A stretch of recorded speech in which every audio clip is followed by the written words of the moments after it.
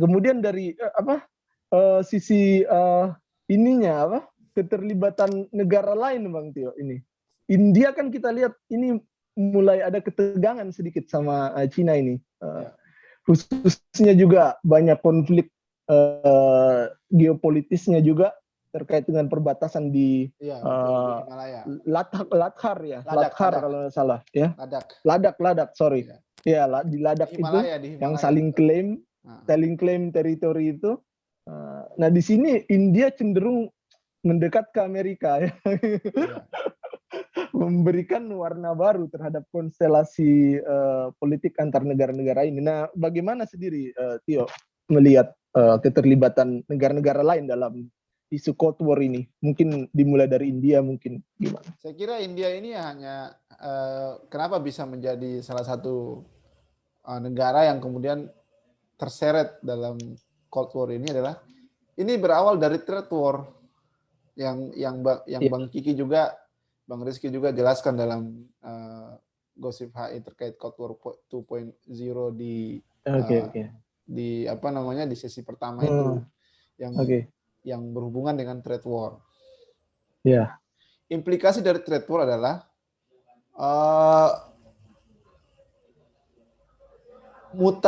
migrasi daripada pabrik-pabrik Eropa ataupun Amerika dari China yang kemudian mencari lokasi untuk memindahkan pabriknya.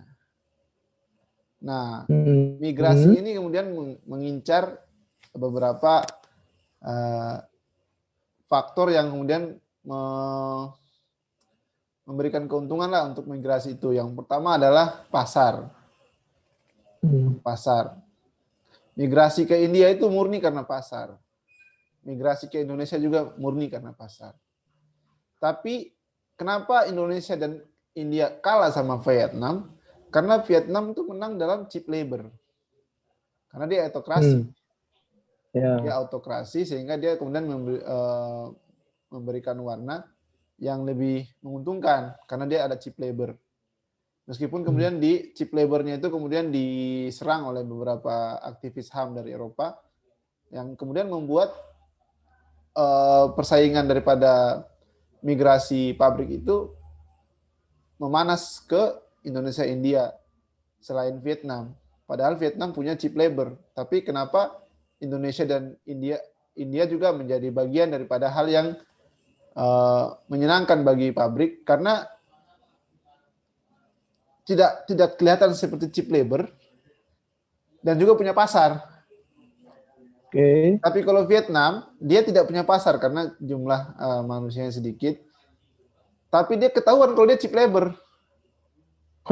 Nah, jadi itu yang kemudian sebenarnya migrasi awalnya pabrik-pabrik dari China itu sebenarnya awalnya di Vietnam.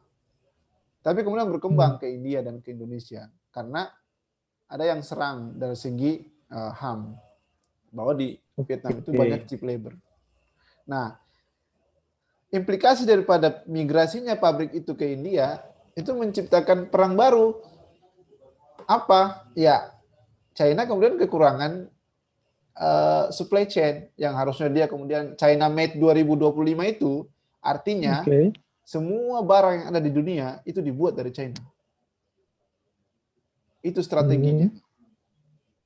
Nah, kalau China Made 2025 itu kemudian terganggu dengan pabrik-pabrik yang bermigrasi ke India dan Indonesia, ya tentu itu menjadi masalah buat China dan India. Seperti itu. Di sisi lain, India itu adalah musuh daripada kawan baiknya Cina, yaitu Pakistan. Iya. Kashmir dan segala macamnya. Harus diketahui bersama, mengapa kemudian junta militer Myanmar itu begitu tidak diganggu-gugat oleh Dewan Keamanan PBB. Kenapa? Karena di Dewan Keamanan PBB, China selalu memveto itu.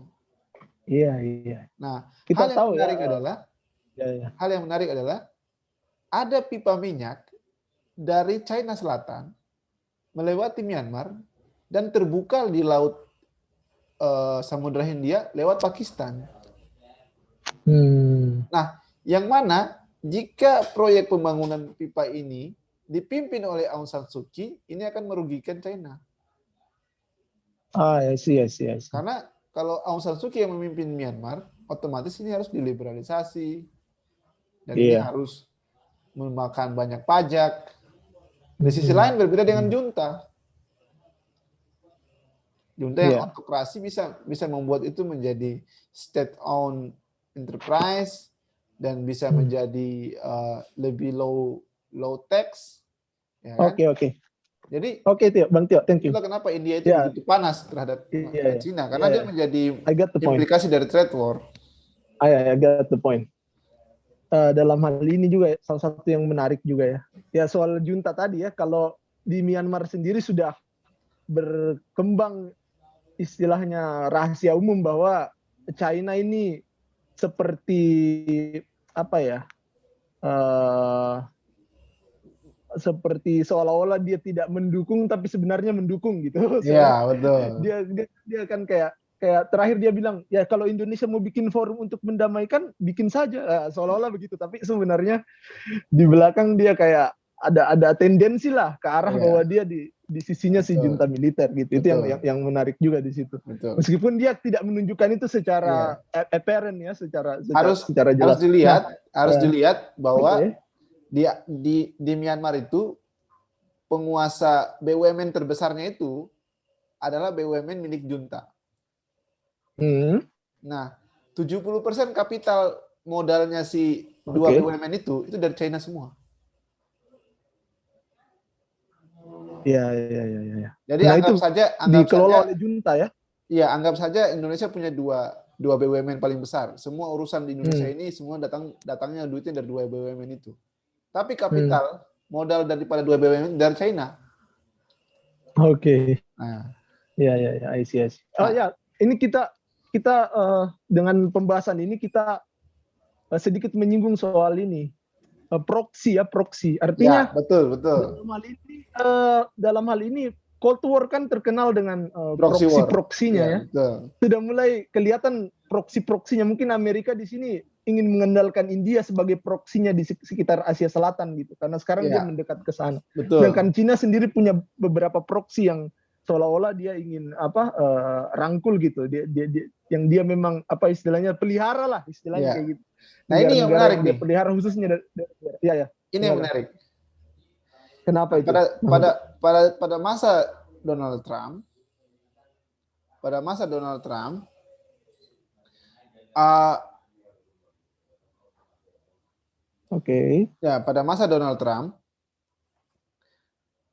aliansi daripada Amerika itu kemudian merasa takut. Kita apakah masih dianggap sekutu oleh Amerika? Tidak, karena mereka dipaksa untuk membayar.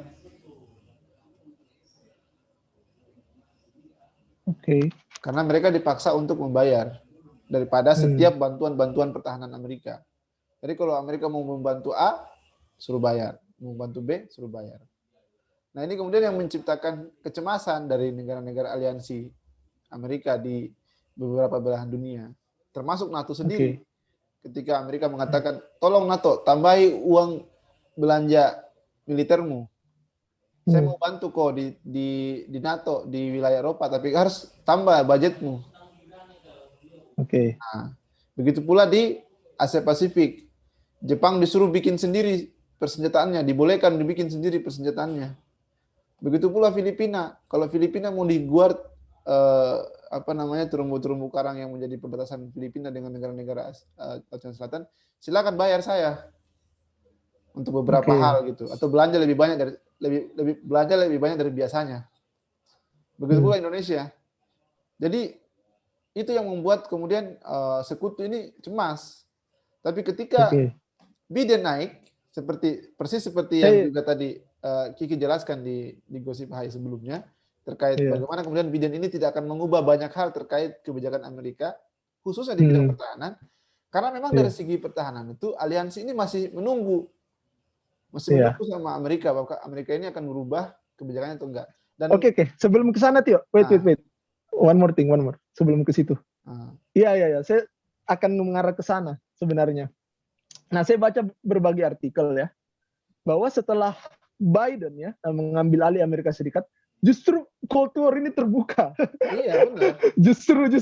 Justru Biden semacam apa ya, secara tidak langsung mendeklarasikan perang terbuka juga kepada China gitu ya, Betul. secara tidak langsung Betul. dia we are in open war gitu with you gitu.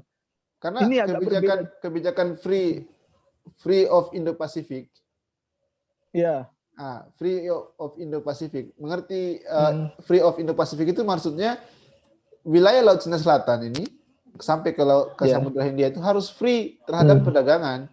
Tidak boleh ada satu orang yang mengklaim wilayah itu.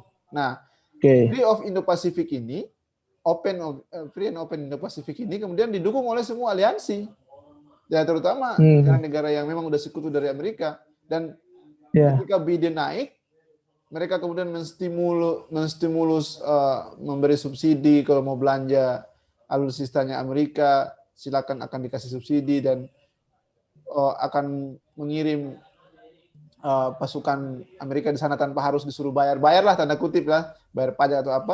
Orang akhirnya kemudian merasa kuat lagi bahwa Amerika bersama kita gitu loh. Jadi justru menguatkan warnanya yang sebelumnya abu-abu menjadi berwarna. Apalagi kan banyak artikel ini, Bang Tio, soalnya Biden membangkitkan NATO lagi gitu. Nah, iya. Karena aliansinya bangkitkan NATO lagi gitu. Sekarang aliansinya kemudian berwarna. Iya. Berwarna. Yang sebelumnya abu-abu. Saya mau bantu kalian, Trump kan? Trump. Saya mau bantu kalian, tapi kalian harus bayar sedikit dari lebih banyak dari sebelumnya. Iya. Kalau sekarang enggak. Karena Trump sangat, menurut saya Trump sangat unilateralisme sih, sangat unilateralisme Trump itu. Benar. Makanya dia begitu. Jadi dia tidak, pokoknya Amerika aja sendiri gitu, harus paling untung gitu. So, sekarang agak lebih ini. Dia selalu pengen dia selalu pengen Amerika tuh pengennya harus selalu mendapatkan untung atas setiap pergerakannya. Iya, selalu Amerika dulu pokoknya. Nah sekarang ini Biden dia kayak lebih mengerti konsep balancing kayak di struktur dunia internasional dia mesti balancing sama kekuatan baru, maka dari itu dia harus bangun aliansi supaya seimbang konfigurasi kekuatannya. Kalau saya melihatnya itu Biden itu lebih realistis. Kalau kita mau face sama China, kita harus tunjukkan sama China bahwa kita lebih banyak teman daripada dia gitu. Iya. Betul. Jadi jadi kalau mau face sama China, kita harus tunjukkan sama China bahwa China itu tidak ada apa-apanya. Saya lebih banyak sekutu daripada kalian gitu loh. Iya. Nah itu. Nah ke situ Tio. Kalau kita kenal di era perang dingin di masa lalu, NATO pada saat itu kan ada lawannya. Aliansi pertahanan juga, Pakta Warsawa pada saat itu. Warsawa. Nah saat ini China tidak punya secara formal aliansi pertahanan yang solid seperti itu. Kayak dia bergerak sendiri di bidang pertahanan keamanan, meskipun agresif dan kekuatannya besar, tapi dia seolah tidak punya sekutu yang pasti gitu dalam memerangi mungkin peningkatan kekuatan di kubunya si NATO ini gitu. Meskipun ada Korea Utara mungkin di situ yang menjadi faktor X, mungkin ada Iran, ada Turki, ada Rusia yang bisa jadi istilahnya kuda hitam, faktor X. Tapi bagaimana menurut Tio ini soal sekutu di pihaknya si Cina ini seperti apa? Nah, untuk beberapa ahli yang saya baca, mereka kemudian melihat permasalahan ini dari dua sisi. Bagaimana kemudian penguatan blok China itu melalui dua diplomasi. Diplomasi yang pertama yang selalu berjalan awal itu adalah BRI. Iya, yang negara-negara penerima hutang ini yang terjebak oleh debt trap dan harus menerima kebijakan-kebijakan China. Cuman itu kan developing country semua. Itu kan negara-negara berkembang semua. Secara yang kedua sekarang yang terbaru itu diplomasi vaksin. Ya, itu. Nah, diplomasi vaksin. Jadi melalui vaksin, China berusaha untuk mengambil influence. Boleh. Tapi tidak bisa menggoyahkan influence Amerika ketika Trump jatuh dan Biden kemudian naik dan memberikan angin surga untuk mensubsidi setiap negara-negara yang menjadi sekutunya. Nah ini yang membuat kemudian China gelagapan. yang di situ mungkin ya gelagapan karena Amerika kan punya sekutu yang stabil gitu, yang Iya, lebih solid lah istilahnya. solid. Disentil sedikit dia langsung merapat. Iya. Sedangkan Cina ini so-called sekutunya dia itu pun bukan sekutu, kayak kuda apa cuma negara yang bergerak secara random gitu, kayak Iya, Korea betul. Utara gitu. Iran, Turki bisa saja dia melawan Amerika tapi tidak atas dasar kesetiaan dia terhadap Cina gitu. Itu maksud Ya. saya tadi Bang Tio ya, seperti Oke. itu. Iya. Kira-kira ini masih bisa nggak nge-record? Ini sudah habis ya, sudah berapa menit nih? Masih ada sih, sekitar 15 menit lagi. Oke. Lanjut aja lah sedikit. Jadi itu untuk tadi, ideologi sudah kan ya, ideologi sudah, ekonomi sudah jelas, trade war, trade war ini kemudian itu terus teknologi. Iya sudah Yang tadi Huawei, Tencent, iya. dan juga Iya. vaksin. Bahkan ada kecenderungan soal itu tadi ya, isu-isu soal pencurian data-data itu tadi. Ya. Soal Dan itu banyak sekali. Tapi kalau saya ada melihat yang lebih krusial lagi, lebih krusial. Tapi sebenarnya tidak terlihat sama orang-orang yang kemudian awam. Apa itu? Itu pasukan militer kelimanya, angkatan militer kelimanya China, yaitu buzzer. Oh iya. Jadi China itu China punya buzzer ya? Punya buzzer, dia punya angkatan kelima, namanya itu yang militia namanya, cyberspace militia. Jadi dia itu kemudian ada big data. Dia ada kemudian seorang militer yang kemudian kemudian ada militer yang kemudian ada anggota militer yang kemudian sekolah ke luar negeri, terus ketika dia sekolah dia kemudian bisa masuk dalam berbagai komen-komen yang pro China di negara itu gitu. Nah, yang beberapa kali ditemukan itu contohnya di Australia, di Amerika sendiri, di Jerman, yang kemudian ada sekelompok orang yang kemudian terus berada di komentar setiap portal online dan pro China gitu. Khususnya terkait kasus-kasus ketika negara-negara Kanada, Jerman, Australia mendorong WHO untuk mengejar siapa pemilik penyakit virus corona ini awalnya, sumbernya dari mana gitu. Nah, ini kan yang kemudian menjadi satu hal yang tidak terlalu terlihat sama orang awam, tapi temuan-temuan intelijen terkait orang-orang buzzer ini memang meresahkan karena mereka kemudian menciptakan value yang autokratik, terdoktrinasi. Contohnya kayak mendorong presiden seumur hidup di beberapa negara seperti di Venezuela, di Brazil, di Filipina. Itu kan mereka kenapa mendorong autokrasi seperti itu? Ya ternyata setelah ditelusuri lebih jauh, itu adalah buzzer-buzzer China yang memang mendorong terciptanya autokratik. Itu siapa yang menelusuri itu? Intelijen. Ada beberapa media yang memang memfokuskan diri pada buzzer. Baik New York Times maupun The Sun-nya UK maupun di Australia sendiri punya satu portal berita yang memang konservatif, liberalnya konservatif. Tapi jangan sampai berita itu juga membawa portal-portal itu membawa ininya juga dari betul karena mereka adalah portal-portal konservatif pada dasarnya.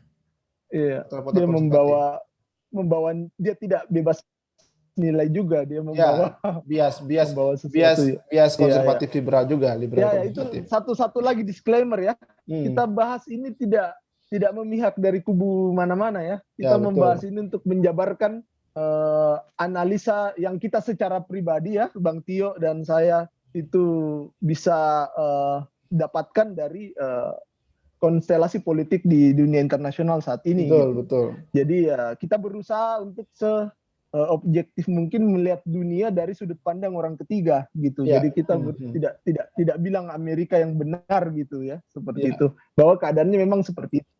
Seolah Amerika sekarang melakukan balancing atas penetrasi yang secara agresif dilakukan oleh China di dunia internasional. Ya. Terakhir Bang Tio, kira-kira akan seperti apa ini beberapa tahun ke depan persaingan antara China dan Amerika Serikat ini? Secara umum saja Bang Tio melihatnya akan seperti apa?